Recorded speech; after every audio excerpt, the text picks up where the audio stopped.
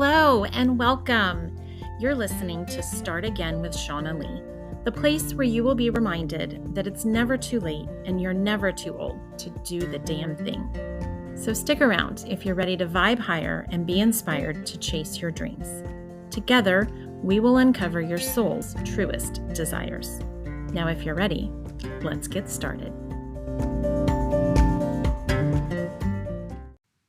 Well, hello everyone and welcome back to another SimplyShaunna episode.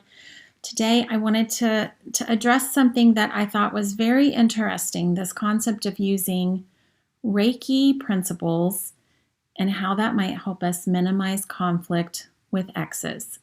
And I'll be honest, this whole notion of co-parenting from time to time makes me laugh a little bit when I actually stop to think about it. Even though I couldn't manage to stay married to this person, I somehow think it's possible to successfully work together to raise our children. Like when I ask myself that question, it seems a little crazy. So while we were married, we agreed on next to nothing, but somehow we're under the delusion that we might miraculously figure out how to be on the same page about discipline or consequences. Now listen. He and I have said some pretty terrible things to each other. Our history is tainted with plenty of trauma and unhealed wounds and a good dose of mistreatment that goes both ways. So it's easy for me to sit here and label him as this or that, and it's simple for me to just blame him and also feel completely justified. And don't you worry, I have. I have spent many nights drinking wine with my girlfriends, lamenting over this shitty hand that I was dealt. And I have been seething with anger or frustrated by his choices, and sometimes just downright hurt by his actions. And yet, I know this to be true.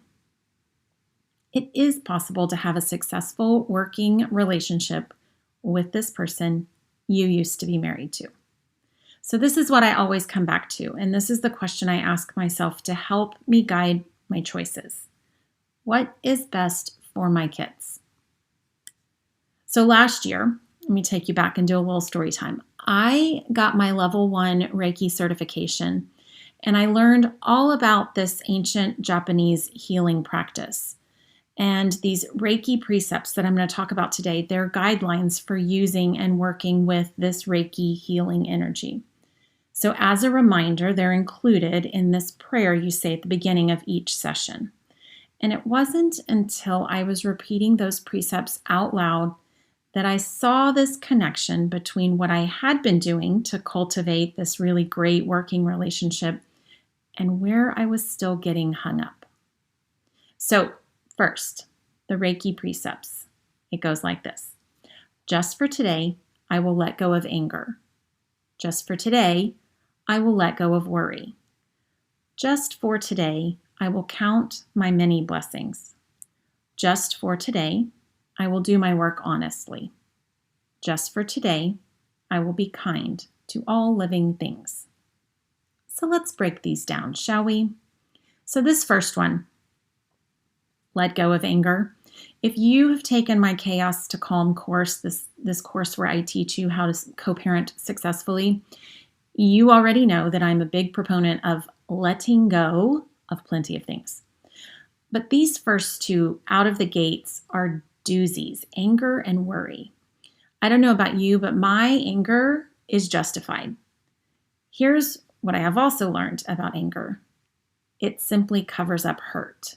So anger serves a purpose if we allow it to help us. So where are you ignoring deep pain? That's what makes you angry.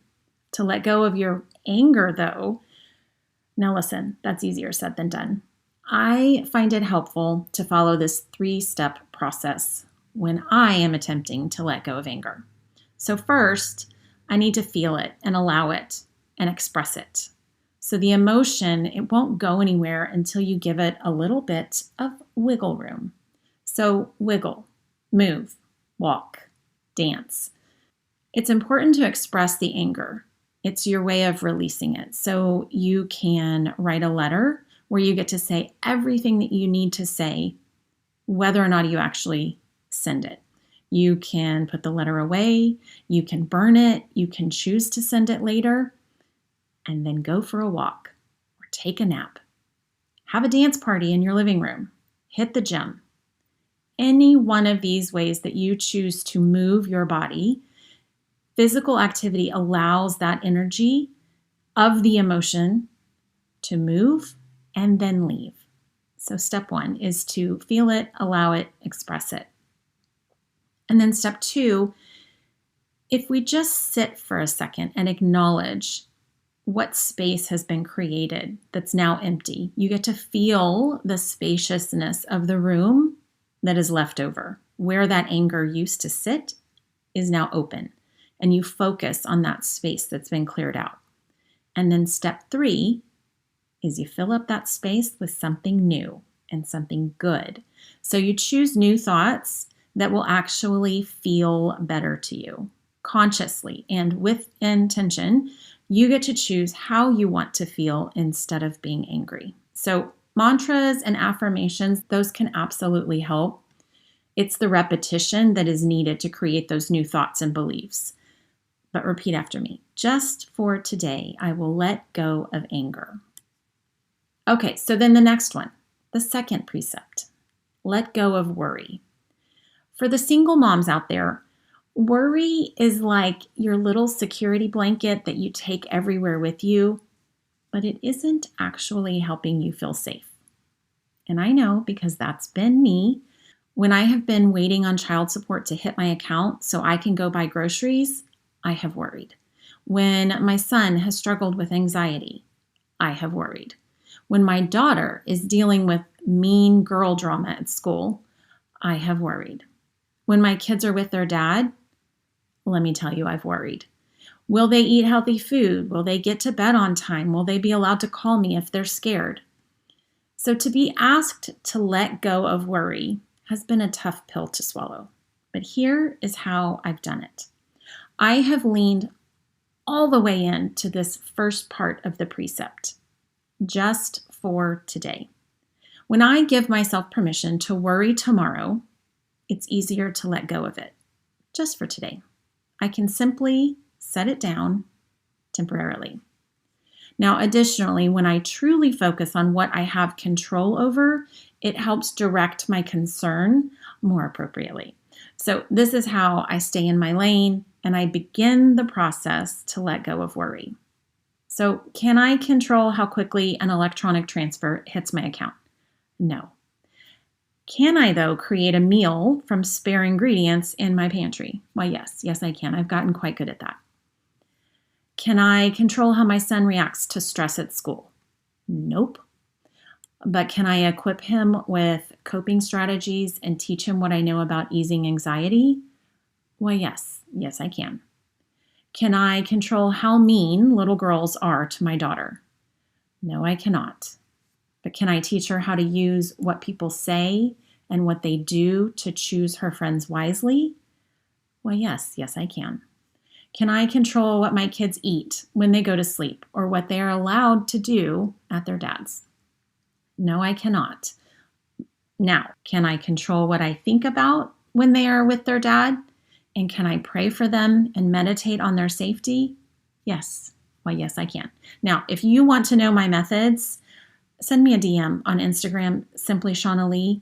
I will write another blog. I will create another podcast episode to tell you my method on how to put those little babies we love so much in a protective bubble and keep them safe when they are not with us. So repeat after me. Just for today, I will let go of worry. Now, the next one is count my many blessings. If you have been listening to me for any length of time at all, you know that gratitude is very important to me. So this one is simply a gratitude practice. I have shared many times my favorite way to get started with journaling and how to practice gratitude. Listen, this shit takes practice. Our minds are wired for negativity. They're meant to keep us safe and look for problems. We are conditioned to see what is missing, what's wrong, where is the problem to solve, and it takes very intentional effort to be grateful. And this is my favorite way to get started. So for gratitude journaling, I use this format. The first bullet point is 3 to 5 things that you are grateful for. List them out. Sit with the gratitude, feel the appreciation for each and every one of these things you put on your list, and make it a different list every day. The next thing is one thing that you are proud of and one thing you are looking forward to. It helps us to look forward with anticipation and also look back with a little bit of an accomplishment and acknowledging what we've done well. So that's the framework for gratitude journaling. When we spend time to cultivate gratitude, our vibration rises and we attract more positive experiences as a result. So when we begin to look for reasons to be happy and thankful, this is how you change your life. Like I've said many times, baby steps are better than no steps. So when you're talking about your ex, gratitude can be hard. Here are some questions to help get you started. What does he do well? What does he do for your kids that you cannot do or you're not good at? What are they learning from him that will serve them well in life? Maybe it's just that he showed up and he's actually spending time with his kids. Even if he sucks at it, you're getting a well-deserved break. Don't waste it. So just for today, repeat after me. I will count my many blessings. The next precept is to do my work honestly. Now listen, for single moms, we know work. We work hard. That part is given. But to do my work honestly, that required a closer look for me. My work is to help women thrive after divorce. To share my experiences honestly has always been a little bit of a fine line for me. To properly convey that I get your struggles because they have been mine, it's necessary. And to do this work honestly sometimes requires sharing the truth about what I've experienced, which sometimes makes another person look quote unquote bad. So I choose to share through the lens of my experiences, my feelings, and my lessons. And here's what I will tell you about honesty and truth. It can be done gently. So it can include some grace, and I can be honest, but I don't have to be hurtful. So to do my work honestly means that I will share my truth because it will help others, and I will be careful about the way I speak about my children's father. I will go out of my way to avoid name calling, labels, or pointing the finger in a blame game. My feelings and my experiences are valid though, just like yours. So just for today, I will do my work honestly. Now the last one, this took it to a whole nother level. Be kind to all living things. So when I first started stating this Reiki precept, I was just thinking about how it meant, I should be kind to animals, like the spiders that I take outside instead of killing them, or the squirrels who like to invade my attic. However, when I realized that my ex-husband is also included in that category of all living things, it gave me pause. I had to sit with this one.